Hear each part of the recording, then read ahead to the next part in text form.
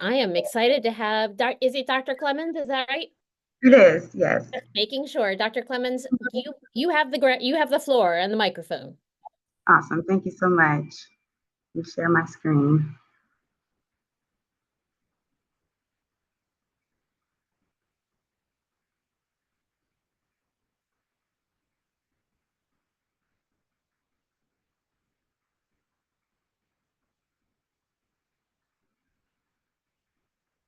Can you all see this?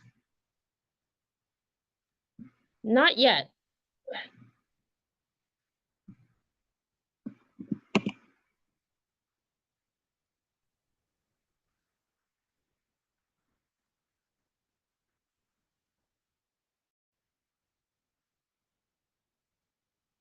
Yes, now we got you. Yep, perfect. You're good. All right, awesome.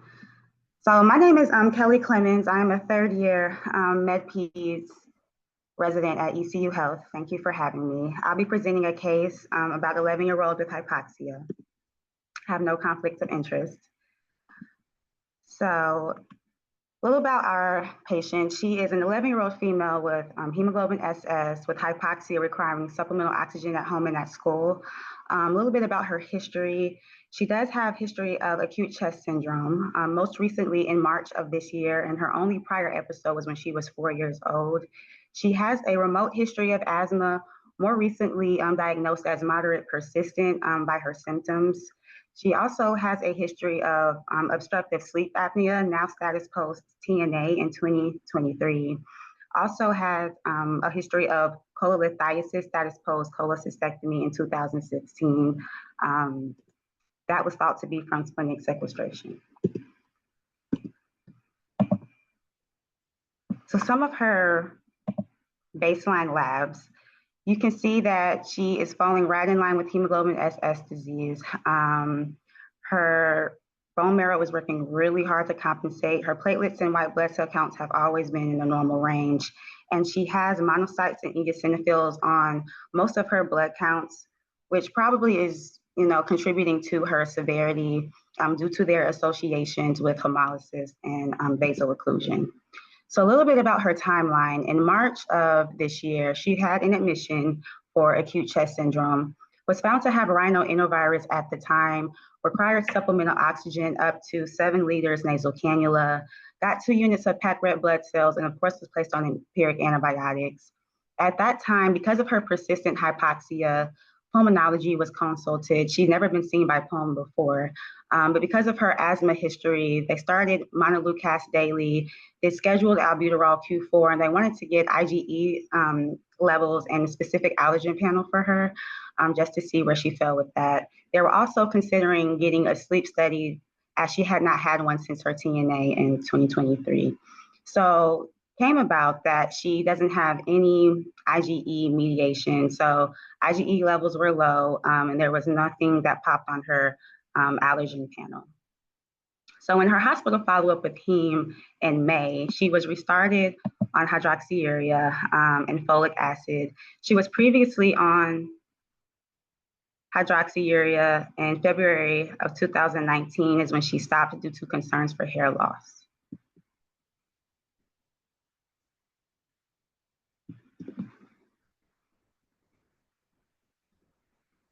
Are you still there? Yes, we can hear you. Yeah, we hear you. Okay. So in June of 2024, she was seen by pulm again. She was still having some persistent dyspnea. So it was decided to start on Symbicort Q12, continue montelukast, and do her rescue albuterol. But they added specific details for the albuterol when she was in pain crisis. So it was to continue the albuterol Q4 in between the Symbicort doses until the pain crisis resolves. They also did spirometry on her at that visit, which was shown to be at the lower limit of normal with some possible mild restrictive defects versus just suboptimal technique.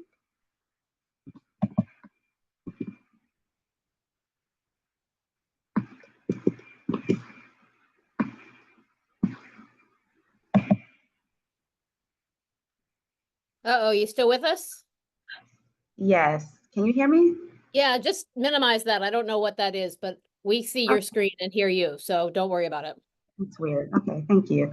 So in September of 2024, she was at school and she had significant desaturations to the 60s and 70s associated with some chest pain, some dyspnea, decreased appetite, and fatigue.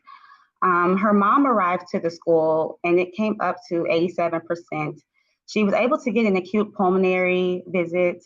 And in the office, her SATs were between 89 and 91%, and she was having no respiratory distress at the time. And just keep in mind that she was recently out of her hydroxyurea for a week when this happened. So during that visit, they got another set of spirometry on her, and it came back normal, so improved from the last one she got.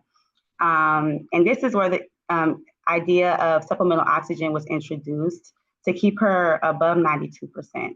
And referrals were sent for a sleep study and echo at that time to further investigate her hypoxia.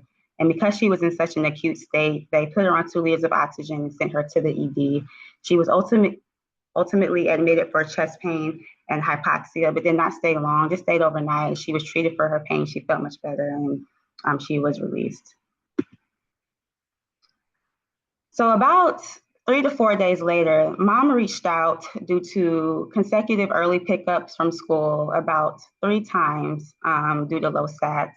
Lowest SAT got to 85%. She still had some persistent dyspnea.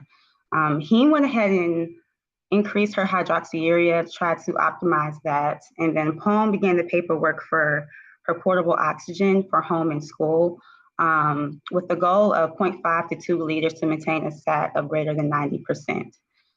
She was to check the O2 SATs when arriving to school and before leaving school, as well as after PE. And the school nurse knew all about this and was on board. And at some point, the sleep study got lost. I think mom might have canceled it. So the sleep study was strongly encouraged and ultimately was scheduled. So in October, with the POEM follow-up, she was still using her oxygen, more so at home than at school. She needed 1 liter at home because her SATs always seemed to be below 90%, and it would jump up to 95% with her oxygen. School nurse and patient stated that she wasn't really using her oxygen at school. There was no need, but she did have limited physical activity as she couldn't really run or anything during PE. And she still had a lot of dyspnea. So another PFT was done, and this time her FVC and FEV1 were proportionately decreased, read as mild restrictive versus suboptimal technique again. They got a 6-minute walk test on her, and she required up to 3 liters nasal cannula with exertion as she decided to 80 and 84%. And then we have the results of our sleep study and chest CT that came back in October, and I will discuss that in a second. But right now, I just want to take a look at the spirometry, and just for review, when the FVC is low, that is signs of a restrictive defect. When the ratio is low, that is signs of obstructive. Normal range for FVC is 80 or above. Normal range for ratio is 85 or above. So in June, she was lower limit of normal for kind of, they were calling it restrictive maybe. September, she improved. And this is interesting because this is when her most severe DSATs began. And in October, when she was on her asthma regimen, when she was on oxygen, this is where we kind of dipped. It's showing a restrictive defect. We can't really put all our eggs in the suboptimal technique basket because of all of her symptoms. And this ratio is decreasing slightly. So why is this happening? Her sleep study showed that she has great sleep efficiency at 97%. She has moderate snoring. Her AHI score was 2.4, so that's in the field of mild obstructive sleep apnea. Our memory scoring for that is 1 to 5 for mild. And then she was shown to have some hypoventilation with an elevated end-tidal CO2. And then we got a CT chest with contrast on her that was grossly reassuring, nothing extraordinary. She does have some right middle and left lower lobe scarring, but that's expected due to her severity of her disease. And then the echo results came back the following. So her predicted right ventricular systolic pressure was 27 to 32%. A normal RV systolic pressure is below 30. So she's kind of riding in the upper range. She has mild pulmonary regurgitation and trivial tricuspid regurgitation, and otherwise everything was fine.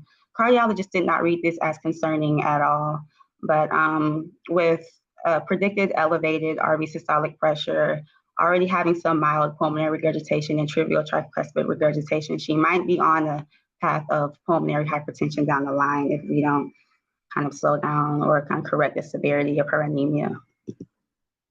So the plan for her right now is to start her on chronic packed red blood cell transfusions for about 6 to 12 months and work on medication compliance. She doesn't really trust, her and her mom don't really trust the hydroxyurea due to their experience with the hair loss. They don't really think it's working. So the plan is to transition her either back on hydroxyurea or another disease-modifying, agent after the transfusions are complete.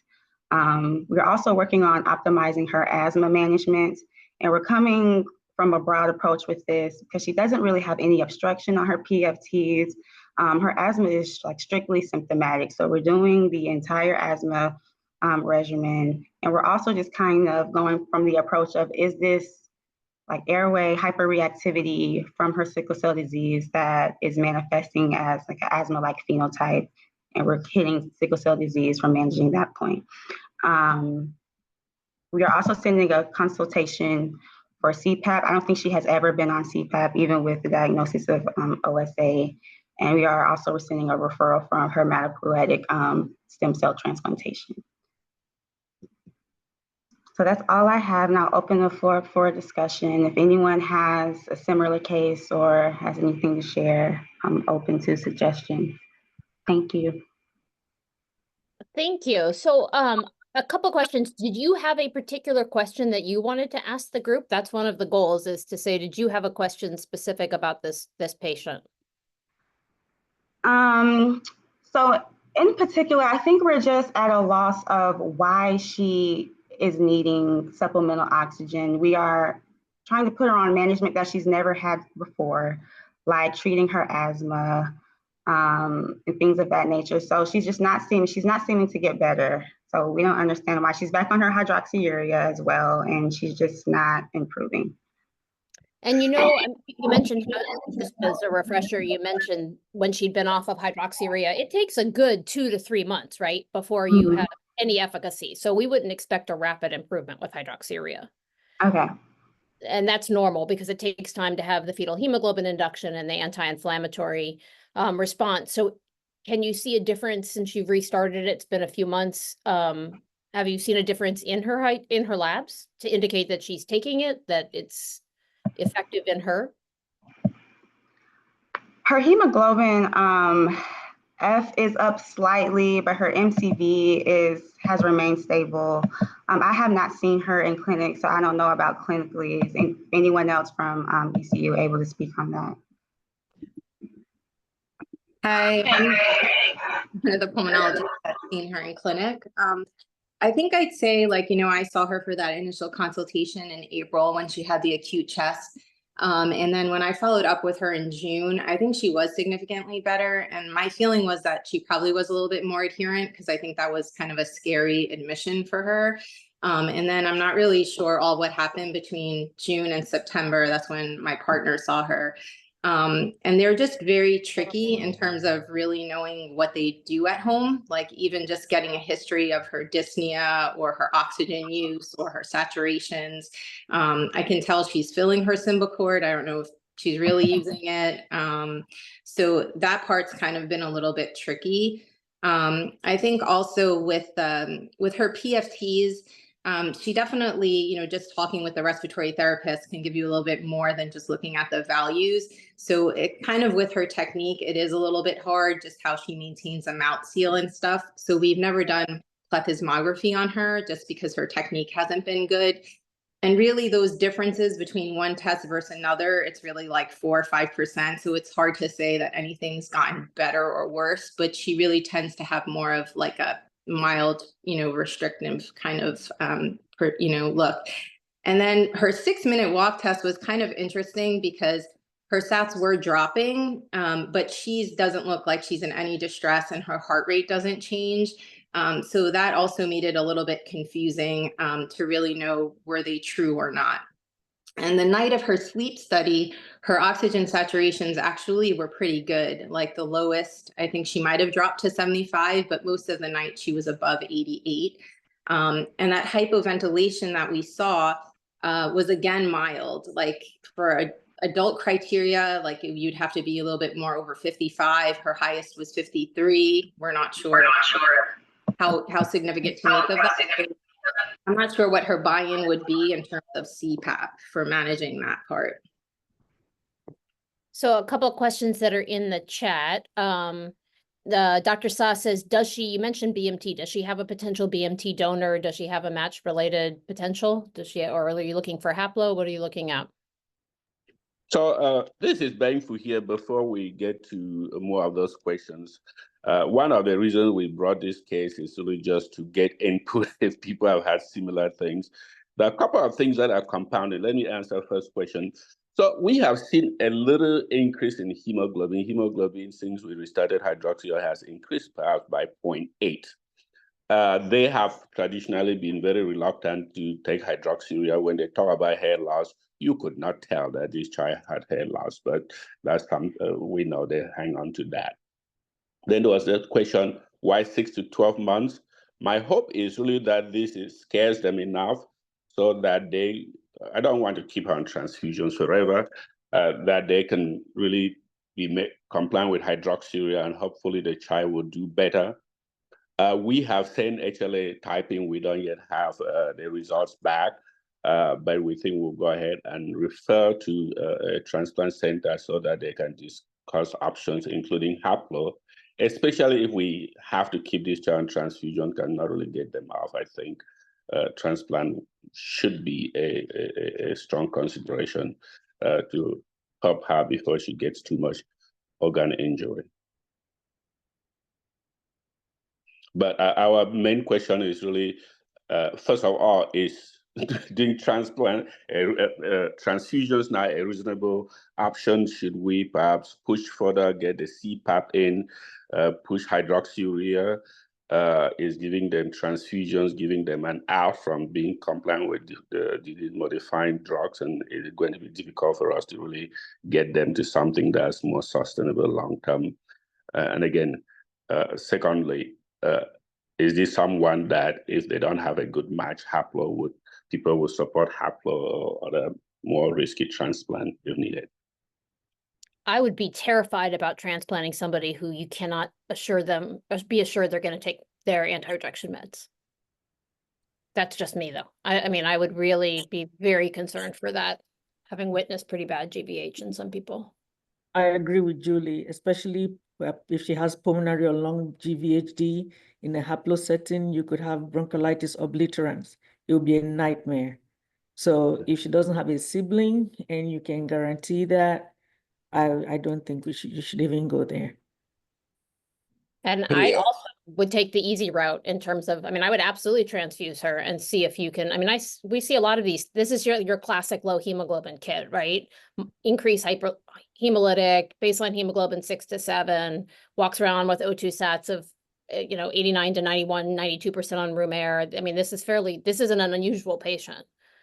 It doesn't seem to me, at least. And so I would absolutely, if it's enough to be bothersome to her, I think transfusions are a great idea. Yeah, hey, this is Dr. Raj. I agree with everything that's been said. But since there is some confusion if restrictive lung disease has been ruled out, one could consider giving first a simple transfusion and see the SATs improve before committing to exchange. Much more, unless you've decided to put a port and all that could be more invasive. So at least you can sort out that the SATs do improve with transfusion and then commit to exchange. So my concern with that, and people can give me your opinion, is that simple exchanges will run into ion overload, and people who have issues with compliance with hydroxyurea, I frequently see them not compliant with chelation. Exchanges just help manage that management of the ion a little easier. I didn't mean to say continuous simple transfusion. I said just give one simple transfusion and see if the saturations improve. and then commit to exchange, if it goes. That's a good idea. Thank you.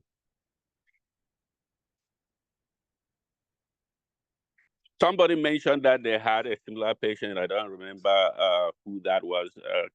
Are they willing to share their success with whatever they did? They mentioned that they were doing a workup for other potential rare hemoglobin variants. And they thought instead some interstitial lung disease, and somebody else asked about autoimmune disease, if you had looked for any other causes. But it also sounds unclear as to how much her hypoxia is, I say, concerning, I guess, in some respects. But those are some of the questions that are in there. And if you had an ABG at all on her, I think was a question as well, like how significant. And then I also had one more question, which was, you mentioned her oxygen saturations at school. Why is somebody checking her oxygen saturations at school? So Dr. Catanzaro can talk some more to that. So mom gets so anxious about this and insisted that be done. And I discussed with pulmonary, and we actually told them we don't want them checking at school if she doesn't have symptoms. But there was a point where mom wanted them to be checking them. So we had to push back on that. Got it. I was just wondering about that. It was the first time I'd ever heard anybody reporting desaturations without symptomatology at school. Yeah, so sort of what they did, I guess there was a thing with, can she carry the oxygen with her throughout the school? So the plan that they came up with was when she checks in the morning, they'll check her sat. But it seemed like no matter what it is, they just send her to class without the oxygen. And then before she gets on the bus in the afternoon, they check her oxygen again. And it doesn't sound like they do anything about it anyway. So it's been a little bit difficult. That's what I mean, kind of going back on like how much oxygen is she really using? How often is she really having symptoms? It's been really hard to track. Yeah.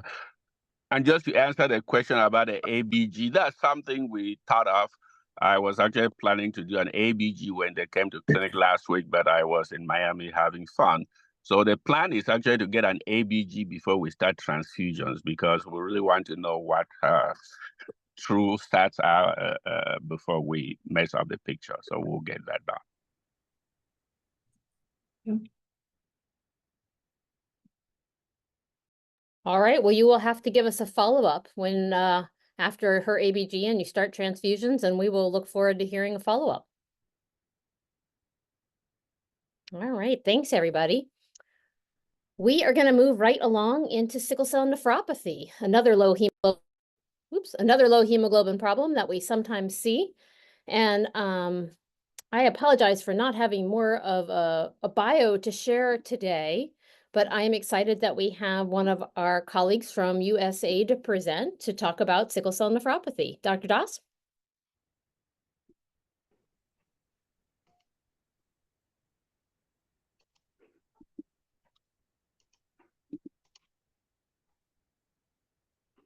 Well, thank you, Dr. Kanter. I'd like to thank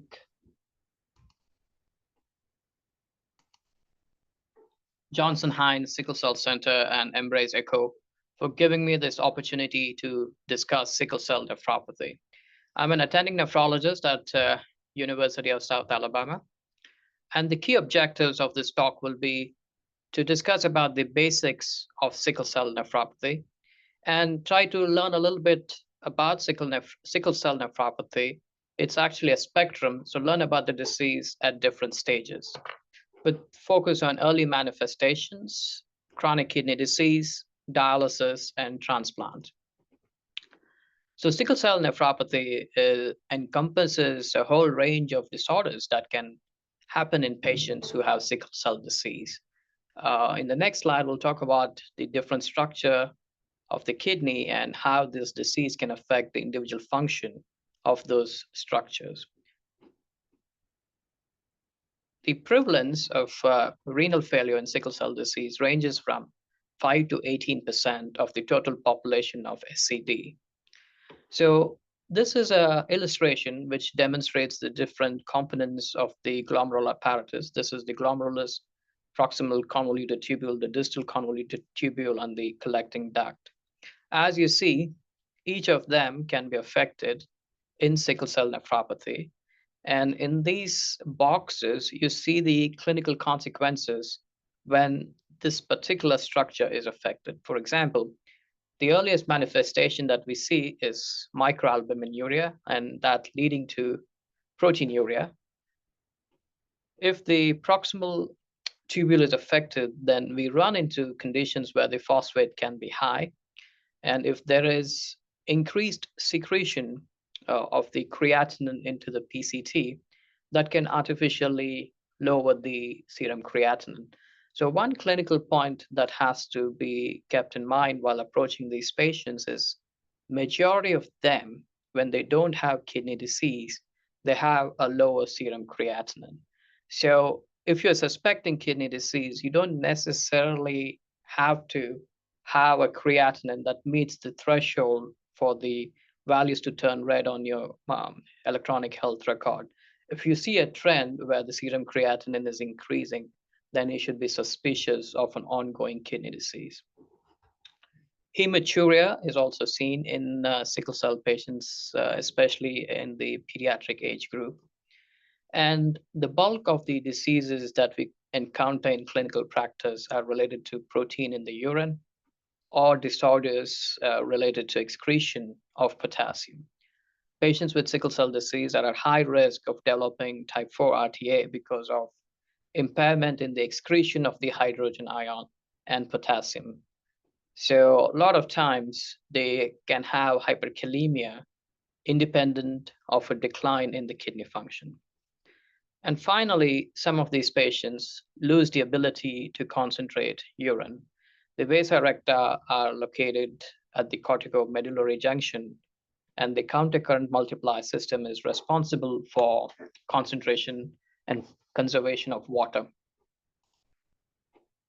This slide displays the timeline as to when these clinical manifestations can occur based on the age group. So as you see, some of these happen earlier.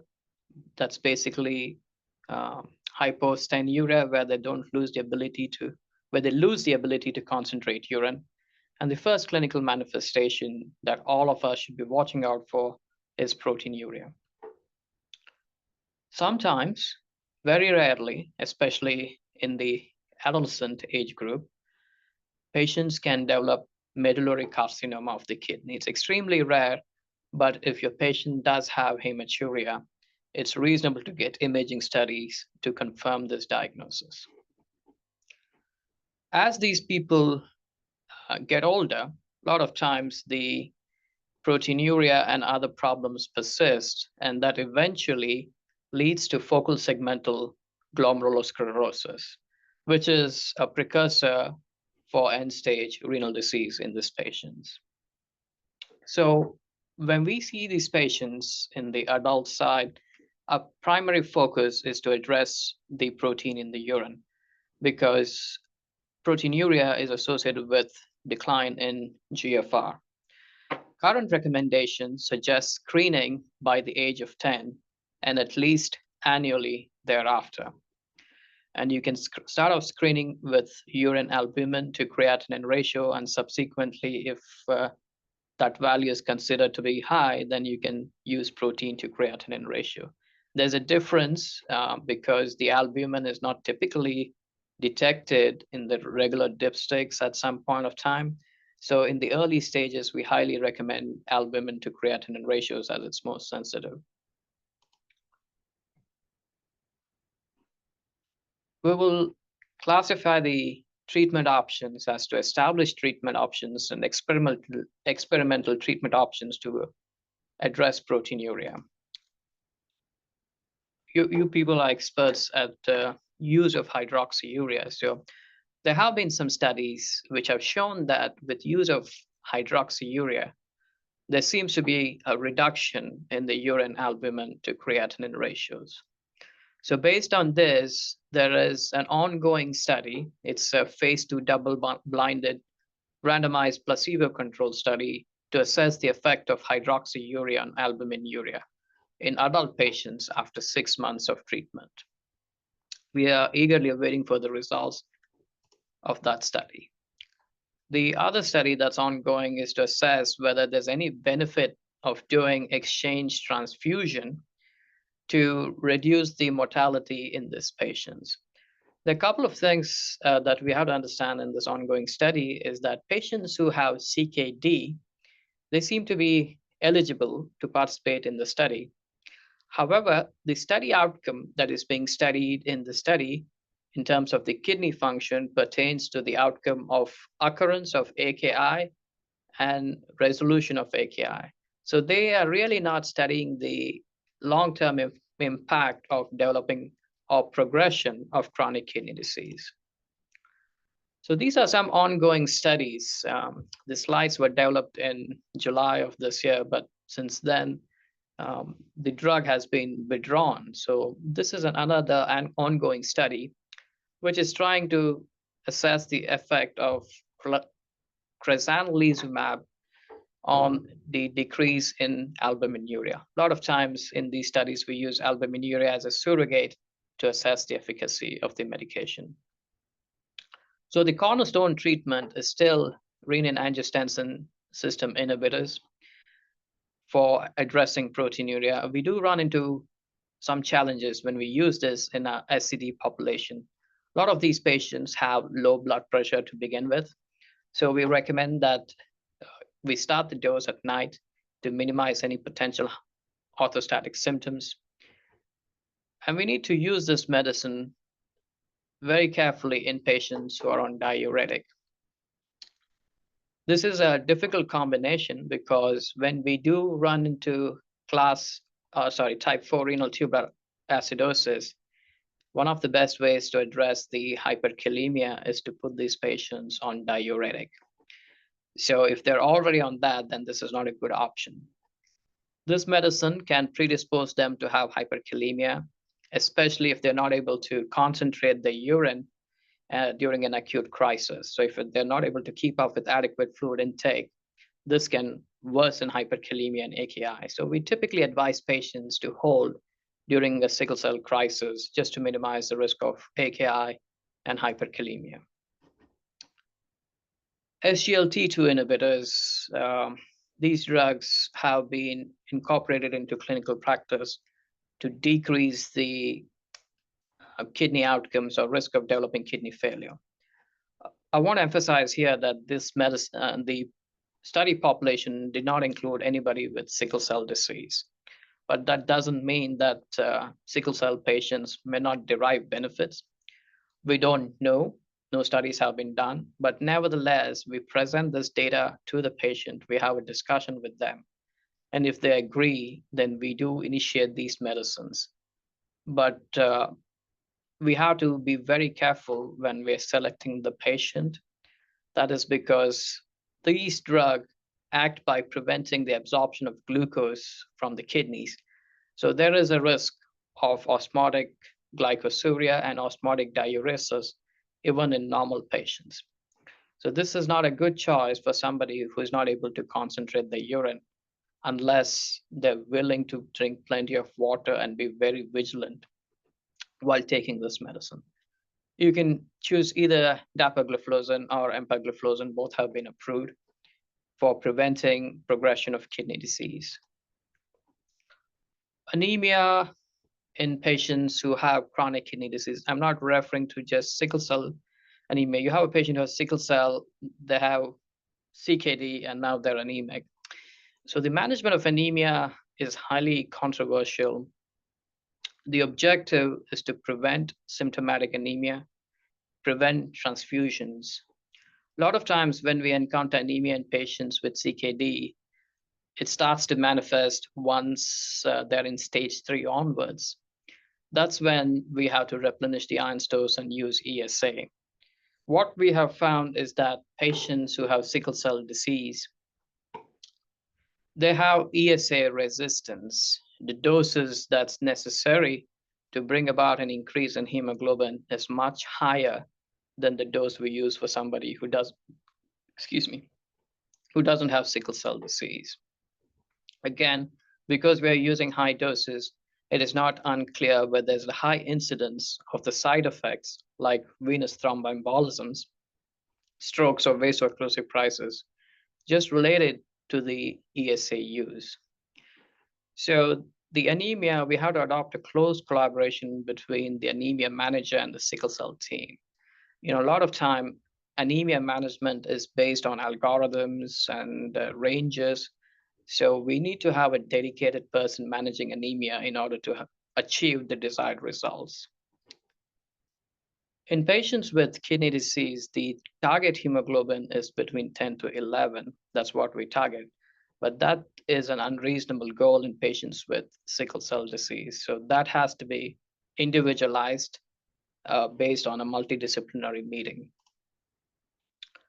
Iron overload, I just wanted to mention the 2 drugs that are available. So in terms of using this chelators in patients who have kidney disease and are on dialysis, they can be used as long as it's appropriately administered at the right time during dialysis. It is still safe to use. Despite our best efforts, sometimes the nature of the disease is such that a lot of these patients end up on dialysis. 20 to 40% of patients progress to renal disease. That's a significantly high number. It's almost close to 50%, and despite all the interventions that we discussed in the previous slides. Compared to patients who don't have sickle cell versus those who have kidney disease from other disease versus those who have sickle cell disease, there's a certain difference in terms of the characteristics and baseline characteristics of these patients. SCD patients are relatively younger, and they have a higher mortality rate. So when you're talking about renal replacement therapy in these patients, we really advocate for these patients to go on home modality. It can be either peritoneal dialysis or home hemodialysis. As these patients are young, most of them are dexterous, and they can perform either of these modalities individually by themselves.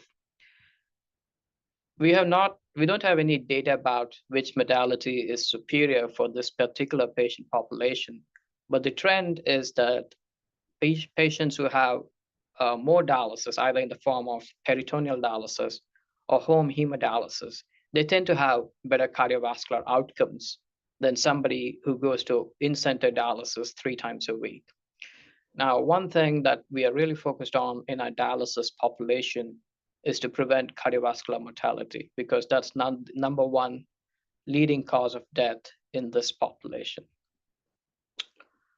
Regardless of whether they choose home modality or decide to go to a dialysis center, we need to obtain vascular access, and that can be a fistula or a graft. Even in non-sickle cell patients, access is considered the Achilles heel of dialysis, because that's prone to be affected either by thrombosis, stenosis, or infections. Unfortunately, patients who have sickle cell disease are at higher risk of vascular access failures. And this is a big thing because a lot of these patients who are on dialysis are young. And if we want these patients to survive for a longer period of time on dialysis, we have to keep protecting the access. We have run into situations where patient has had sickle cell disease, was on dialysis, and has lost all accesses. So we really encourage all the internal medicine physicians and primary care physicians to be very vigilant about protecting the veins in this population. Sickle cell nephropathy and transplant. This is again a highly complicated topic. Historical evidence suggested that post-transplant mortality in sickle cell patients was higher compared to those who had kidney disease because of other etiologies. It's also very clear that sickle cell group had lower access to transplantation. One of the big barriers is that because of recurrent blood transfusions, sickle cell patients have high panel reactive antibodies. So that remains a huge challenge to find a suitable match. I think a lot of times when exchange transfusion is being carried out, you do leukodepleted, and you even go to the next step of matching for extended antigens. But despite all those things, the PRA levels usually tested at the transplant center, if they remain high, it's very difficult to find a match. This was a retrospective chart review, and this clearly shows that sickle cell patients awaiting a transplant versus patients with kidney disease due to other diseases awaiting a transplant. So if you look at the chances of receiving a transplant for patients who have kidney disease, it's significantly low. However, this study changed our understanding of the disease, and it demonstrated that the mortality of patients who do receive a transplant is similar to that of somebody who really did not get a transplant at least. So in that way, the concern that they have a higher mortality compared to patients with receiving a renal transplant due to a non-SCD disease was not addressed, but nevertheless, at least we know that patients who have sickle cell disease are on dialysis versus sickle cell disease post-transplant. So they changed the comparator in the study, and there's really not much difference. The big question is regarding transfusions and renal transplant. We talked about a couple of these topics in the previous slides, but there are two big questions which remain to be addressed. And would frequent transfusion induce autoimmunization and cause organ rejection in this population? And whether you should continue exchange transfusion after transplantation. It's very difficult to get a transplant. Even after they receive a transplant, there's a concern for inducing alloimmunization. So those are some of the challenges, and we don't have clear answers for these questions.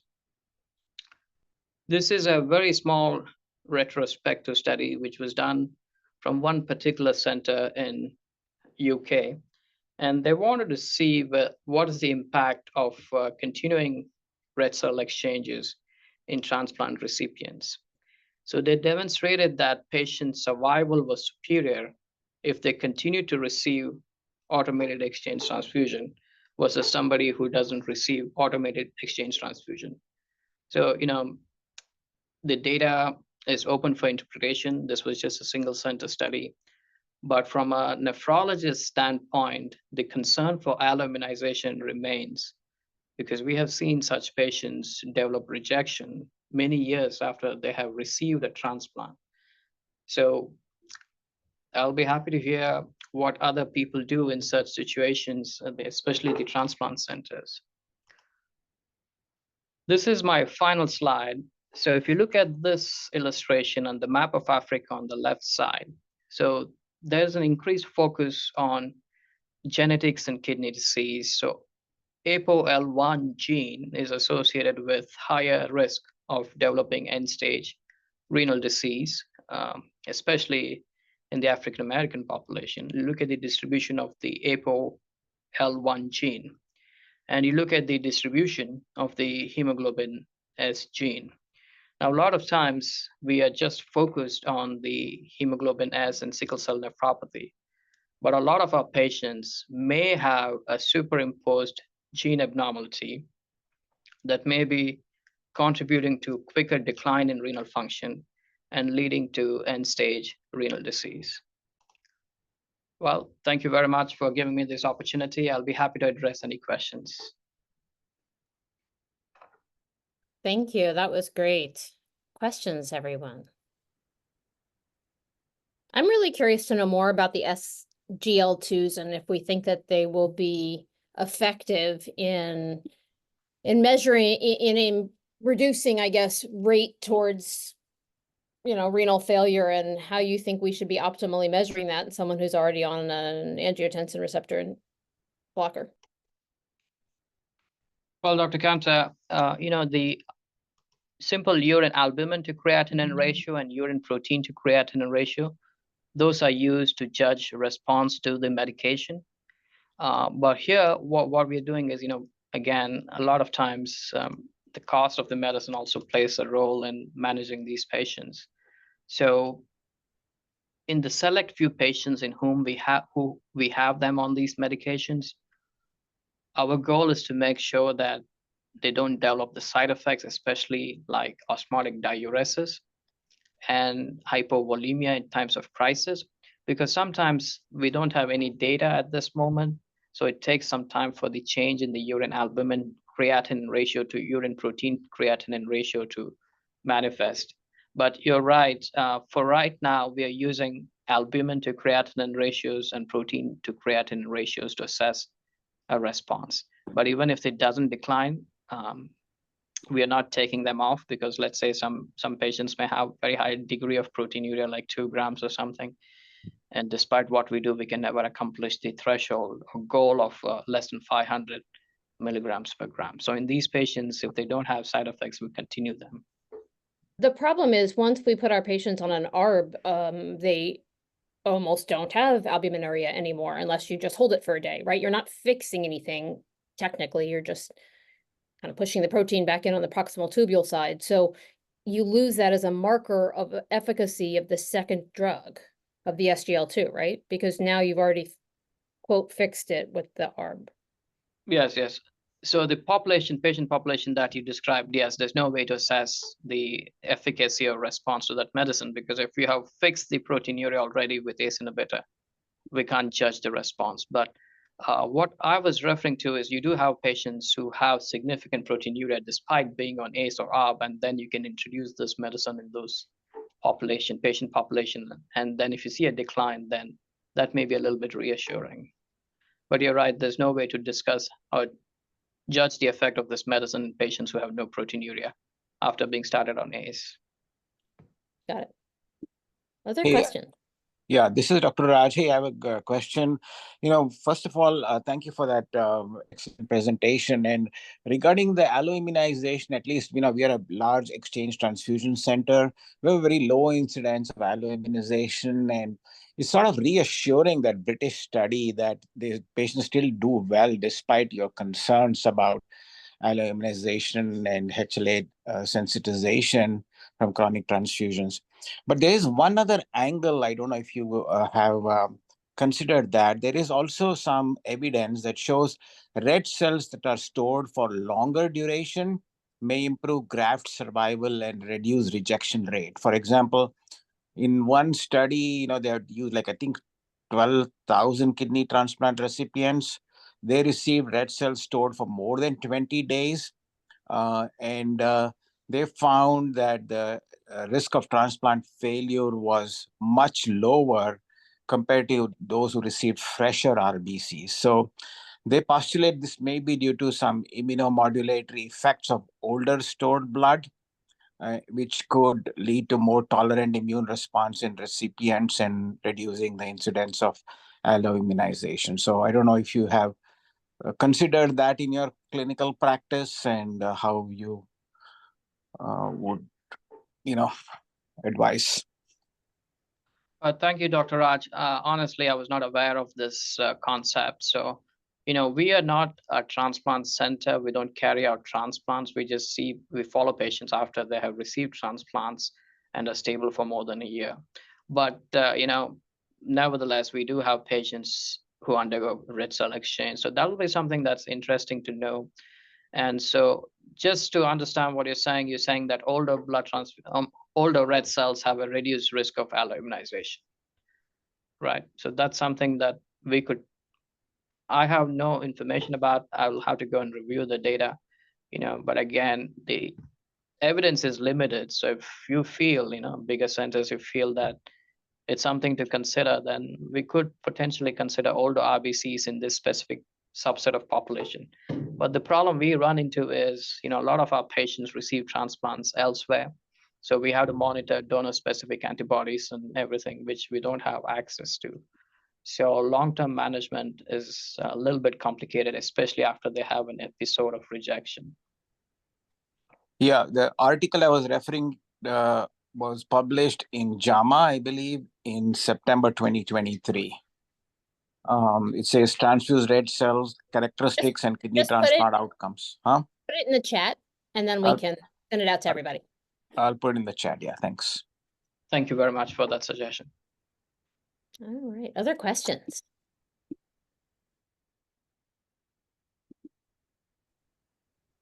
All right, well, thank you so much. Oh, That was, I have a oh, I go have a ahead. quick question. NSAIDs contraindicated even in the early stages of kidney disease with just albuminuria? You know, honestly, that's a very complicated question to answer. Let's assume that we know that patient is not at risk of developing kidney disease. So if they're not at risk, and if you have early stages, it's okay to use pain medicines. It's okay to use NSAIDs as long as we don't overdo it in the early stages. But when we know that a patient has sickle cell disease, they're at risk of developing kidney disease, we need to be a little bit more judicious about use of those medicines. We'll be a little bit hesitant, but that doesn't mean you cannot use it. You have somebody who really needs NSAID, let's say they develop renal colic or something like that. As long as you have a discussion with the patient and you undertake a shared decision making, its short-term use is still acceptable in early stages, with the understanding that there may be some worsening in the acute stages. A lot of times the NSAID-induced nephropathy is when patients take this medicines over a longer period of time. There's a slow decline in kidney function. So to answer your question, if your patient accepts the risk and you want to use it for a short time until you can get the appropriate medicines, it should be fine. But it's a case-to-case basis after you have a thorough discussion with everybody.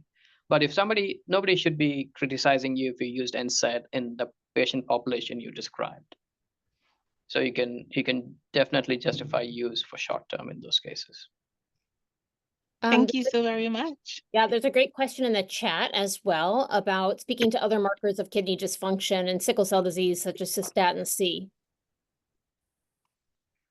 Well, since that's not influenced by the excretion of creatinine in the kidney by the PCT cells, that's a more reliable marker.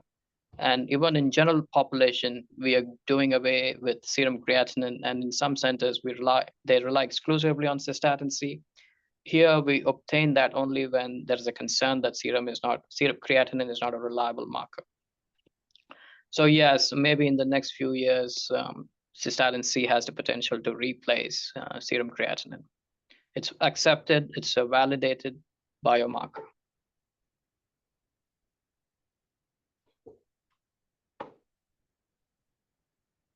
The only thing I can say that I have some experience in treating iron overload in end-stage renal disease patients.